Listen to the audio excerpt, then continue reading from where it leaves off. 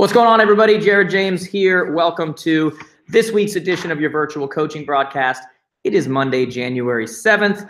Welcome, as I always say, guys, welcome to so many of you that are here for the first time. We had a ton of signups that occurred at the end of last year. So welcome to all of you. Welcome to our one-on-one students, too, new ones that are doing this for the first time. For those of you that aren't aware, what I do with these is I try to keep them about 10 to 15 minutes long.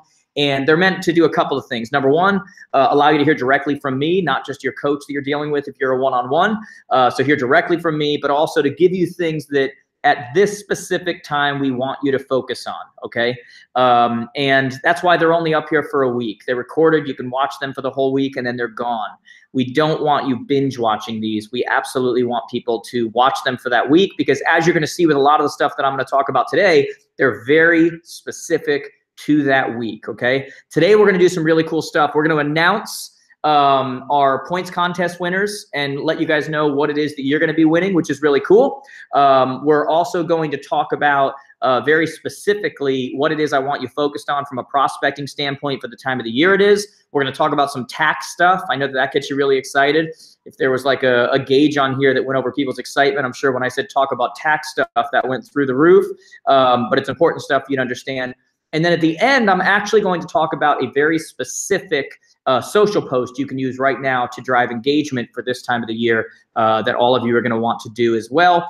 And we'll make sure, I'm sure we'll do something like post it in the group or something. If you have questions, make sure you're a part of the Facebook group. It's Jared James Coaching. Most of you are already in there. Just go to Jared James Coaching and request to join, and we'll allow you in there. A lot of really great stuff that happens there. And then, as always, guys, make sure you're following on Instagram and all these other places. You can do that by going to connectwithjared.com. So, guys, let's start off before we even get going and just kind of say who our points contest winners are, okay? And points contest winners, for those of you that aren't aware, is something we do with our one-on-one students where they get points for certain activities that they do, and it's a contest. And they have to turn them into their coach every week. And at the end of the year, or the end of the quarter, it was for the fourth quarter, we add them up and see who the winner is. And what I always like to say when it comes to the points contest is even when you lose, you win. It's almost like I always say with MMA fighters, even the winner loses, because when you look at someone who won an MMA fight, I mean, that's pretty bad. Like they clearly lost as well. This is the opposite, okay? Even when you lose, you win because you did a lot of things that you don't generally do, a lot of activities, you called people, you contacted people, and that's a win overall, okay? So our winners are, and I've decided to do something a little bit different this year. We have a winner who's gonna get the overall prize, and then we had second and third place, which were so freaking close. And so I'm gonna give you guys something too, okay? Number one, our winner, drum roll. It's a terrible drum roll. Stephanie Geist, you win, out of New Jersey, coached by Kelly Weber. Nice job. You are going to win, and I'm going to make some announcements about this as well. You are going to win 2 tickets to our advance, okay? And our advance is looking like it's going to happen this fall. I'm looking at several locations. I'm looking at Nashville. I'm looking at San Antonio again. I'm looking at Phoenix. I'm looking at Austin. I'm leaning towards Nashville, but it's about the actual event place. So we'll see how that works out. But you win 2 tickets to the advance. Congrats to you, and good job by you as well. I know that's not easy getting all those points, so good for you. I know we've chatted a couple times by Instagram too. Second place and third place. Second place, Shane, my man, you were so close, all right? So Shane, you took second place. Brenda Easter, you took third place. So Shane Anderson, which is coached by Ginny Lee, Brenda Easter, coached by Carolyn, you guys took second and third, and I have decided, even though it wasn't technically a part of the contest, I've decided to give both of you a free ticket to the advance too, okay? So first place, you're getting 2 tickets, Stephanie Geist. Second and third place, Shane Anderson and Brenda Easter, you guys are gonna get 1 ticket apiece. We'll be in contact making sure that happens for you. But congrats to all of you, and congrats to everybody that took place in it this year, because it, like I said, even the losers win, all right? It's about doing things that you don't always do. And so congrats to all of you. And for those of you that didn't put everything in that you could, there's always next time, okay? Don't do that again. Next things I want to talk about. First thing, taxes. Guys, this is the time of the year where in the next couple of months, many of you are going to go lock yourself in a room for a week You're going to make up numbers. You're going to make up how many miles you drove. You're going to, try to guesstimate expenses and do all this kind of nonsense. That is not how a business operates, okay?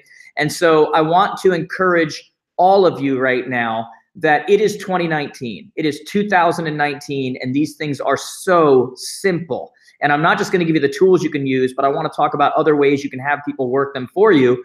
Every single person who's listening to my voice right now, who runs a business, should be running some kind of software that's similar to like QuickBooks, okay? People always ask, which QuickBooks, because there's like 50 different types of QuickBooks. You can use QuickBooks Self-Employed. You can use QuickBooks Essentials. There's many different types, but either one of those will work well for you. And the problem is that a lot of you, even when you sign up for QuickBooks and you automatically connect your bank accounts and connect your credit card accounts and connect all these different places, is that you still don't know how to categorize expenses, what to call them, different rules to create, different, all of this kind of stuff. So what I'm going to recommend to you is that you not only get QuickBooks to get more organized, so you're not wasting time trying to fake numbers, but you also go into something like, many of you are aware of Fiverr, Fiverr.com, which is the place where people will do just about anything for $5. But another place that not enough of you are using right now, which is really a crucial place to be using, is called Upwork, UPWORK.com. There are places, independent contractors, that will do work for you virtually, that generally you'd have to pay a lot more to people locally to have them in office. And I'll give you guys a perfect example. Like for years, I had somebody out of Pakistan that understood US tax base, US code, US tax law, whatever. I had them managing my QuickBooks. Now, this before we had someone who did that full time or whatever, but there's no reason you can't do that. Like they fully understood US tax, the whole thing. I paid them, you guys ready for this? $5 an hour. Like absurd. $5 an hour. Now there's people on there for $10, $15, $82, $175. Like you'll find all kinds of ranges. But what's nice about Upwork.com, UPWORK.com, is that you can actually go in and see their ratings, see how favorable they were, how quick they were, the reviews on them. So I back then hired someone for $5 an hour to run my QuickBooks, to create rules, to categorize expenses on a daily basis. And I think I had them working once they actually, I think in the beginning, I had them put like 40 to 60 hours together where they did nothing but clean up my mess from the previous year. And they did that, and they sent me questions, and they understood, and I did video chats with them and answered any of their questions and that kind of stuff. And then eventually I think they were literally working like 10 hours or 5 hours a week to just categorize stuff that came in and make sure it was working correctly for $5 an hour. Like think about that for a second, okay? And so that's something that a lot of you need to consider, is maybe you're not ready for a full-time bookkeeper, maybe you're not, but you do need to start getting things organized and working with people who know what they're doing and understand the things that you don't understand and the softwares, and they're experts in those areas. So I'm going to recommend, number one, QuickBooks. Number two, hire out. Whether that means you go local bookkeeper or something like that, or you go to something like Upwork.com and you start looking at multiple people and looking at what they cost and those things. Like go for it, guys. Like this is what you need to do to free up your time to be doing the things that actually make you money. And sitting in a room looking at receipts and making up mileage reports and everything else does not make you money, okay? So let's get this right once and for all. Some of you need to go watch we have a video on YouTube, which I forget what it's called right now, but I think we put it on Instagram recently. Let me see if it's still on my profile. I honestly am not sure if it is, but I'll tell you right now. Yeah. So if you go to my Instagram right now, okay, and no, that doesn't zoom. And you go to the link that's on there, the clickable link, the YouTube. So Instagram.com/Jared James Today, or just go to connectwithjared.com and click on Instagram. The video is attached there from the financial course that I taught at the last advance, where I talked about what % of your money goes where, how you do it, what kind of accounts to have, many of you at the beginning of this year right now need to get your financial life in order. And you need to take the time to do it now, so you stop spending the time later to do things that should have already been done. You take the 5 hours now to categorize, or you spend the 500 hours later trying to catch up on your mess. It's just like systems, guys. It's the same thing. Stop recreating and doing the same thing over and over again. Set up a system once, and you're good to go from then on, right? Build the boat once, attach the engine once, Don't go out there and try to freestyle your way around the ocean. You're going to get tired, probably eaten by a shark. But you guys get what I'm saying, okay? Taxes, financial, get these things in order. Many of you are not able to be in one-on-one coaching right now because your finances are a mess. You're saying, I can't be in one-on-one. I can't pay for a website. I can't pay for these multiple things that are going on, but you're going out to eat 3 times a week, have no idea where your budget's going, have no idea what you're spending money on, have no idea what % is going towards marketing, if any is, have no idea what your ROIs are, what your returns are, have no idea about any of these things. And I'm telling you, my wife mentioned this recently, and it's just true.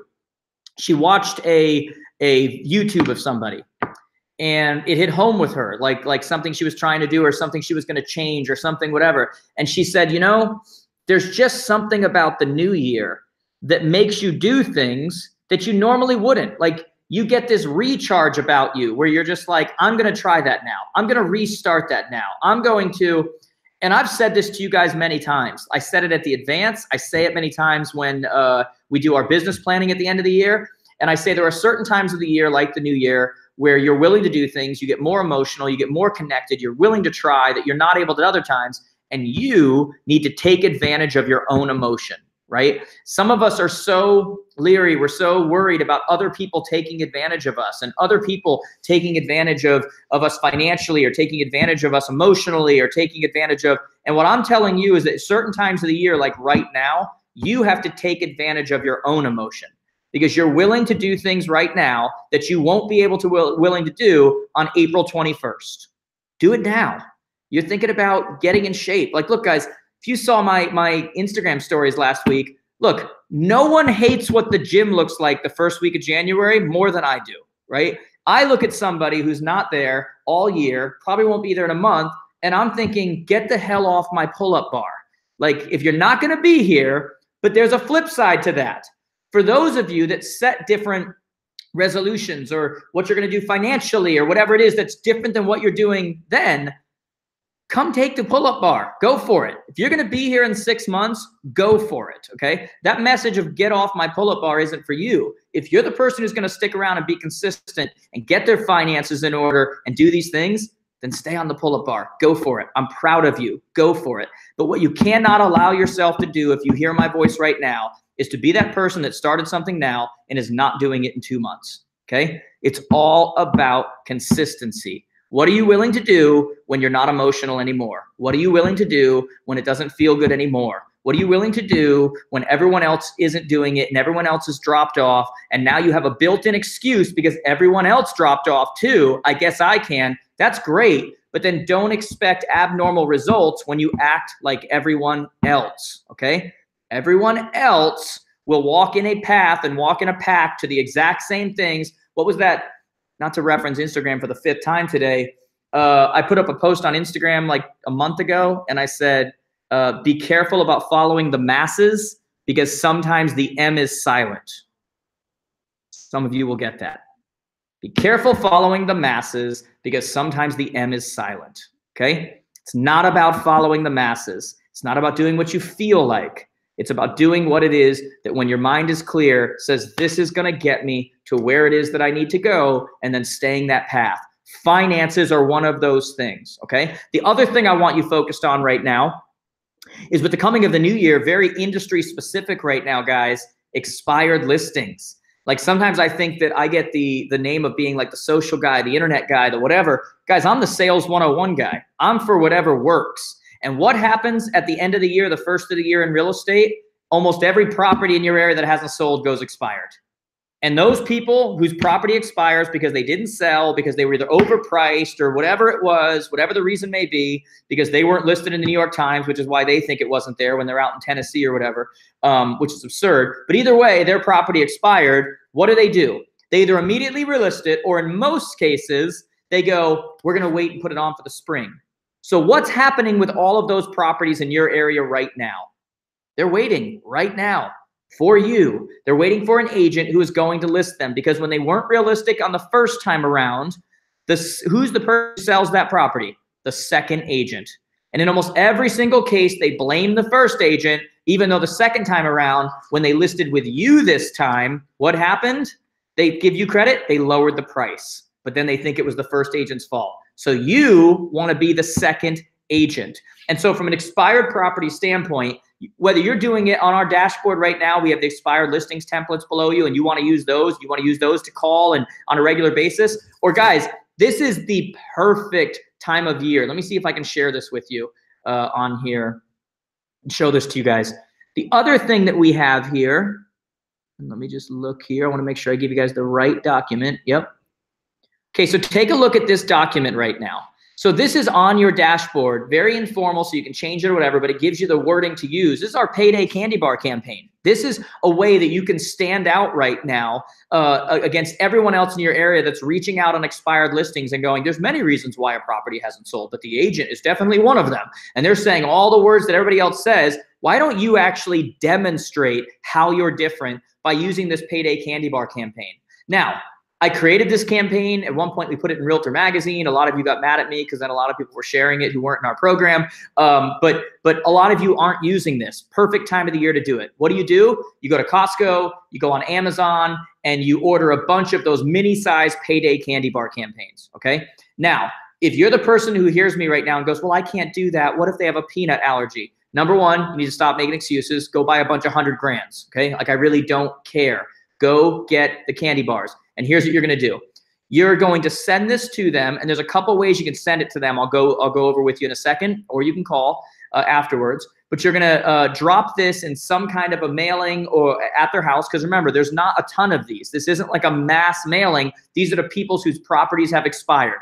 You're going to drop them at their property, and it says this: hi, Mr. and Mrs. Seller. My name is blank, and I work with Blank Realty. I saw that the listing in your house expired today, and I'm hoping that the next time that I get the chance to contribute to a payday in your life, because you just dropped off that little payday candy bar, next time I get a chance to contribute to a payday in your life, it's because I get the opportunity to sell your house. As you have already found out, since your property was for sale for the past 6 months and expired, it is more than difficult to separate yourself from the overwhelming amount of competition in today's market.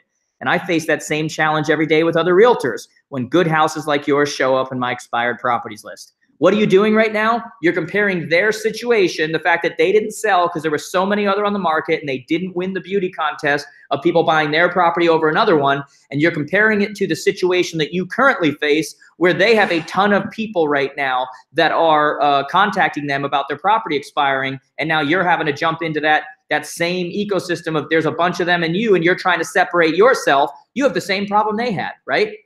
But I'm hoping that this small example shows you that I know how to separate from the competition, and I can do the same for your house if you still want to sell. I've attached my business card.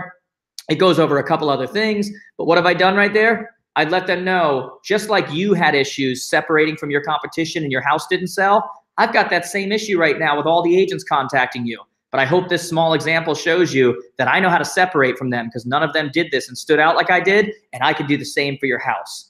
That will get you in the door. It's marketing 101. If you want to go another level, send it to them first class mail. It's going to cost you a few dollars, but they're going to have to actually sign for it.